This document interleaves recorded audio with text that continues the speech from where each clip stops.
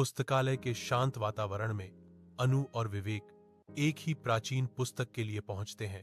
उनके हाथ एक क्षणिक स्पर्श में टकराते हैं। एक चिंगारी भड़कती है, जैसे उनकी आंखें मिलती हैं। एक मौन प्रश्न उनके बीच ऊंची अलमारियों के बीच से गुजरता है। अनु एक कोमल मुस्कान देती है। उसकी आंखें गर्मजोशी और जिज्ञासा से भरी हैं।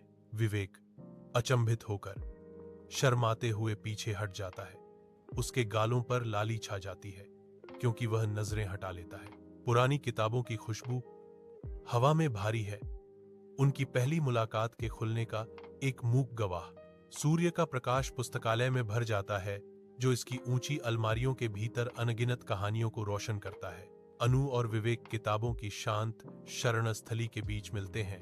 उनकी धीमी आवाजें मुश्किल से शांति भंग करती हैं। अनु कविता के पन्नों पर ध्यान देती है। उसका भाव गहन है, जबकि विवेक छंद साझा करता है जो उसकी कल्पना को प्रज्वलित करते हैं। विवेक के बजाने पर कोमल गिटार की धुन हवा में भर जाती है और अनु सुनती है। पूरी तरह से संगीत में खो जाती है जो उनके बीच बुनता है। साझा जुनून के इस आश्रय में एक कोमल दोस्ती पुस्तकालय के समान ही गहरी और शांत प्रेम में खिलती है। शांत पुस्तकालय में विवेक की उंगलियां गिटार की तारों पर थिरकती हैं, जो स्थान को एक कोमल धुन से भर देती हैं। अनु मंत्रमुग्ध होकर बैठती है। उसकी आंखें शुद्ध आराधना को दर्शाती हैं, क्योंकि वह विवेक को देखती है। संगीत फीका पड़ जाता है। आखिरी राग हवा में फुसफुसाए गए रहस्य की तरह लटका रहता है।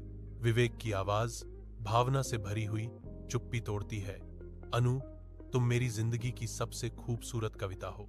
उसकी आंखें उसकी आंखों से मिलती हैं। एक सवाल संतुलन में लटका हुआ है, क्या तुम मुझसे शादी करोगी? आंसू भर आते हैं। अनु की आवाज खुशी से कांपती है। हाँ विवेक, मैं तुमसे शादी करूंगी।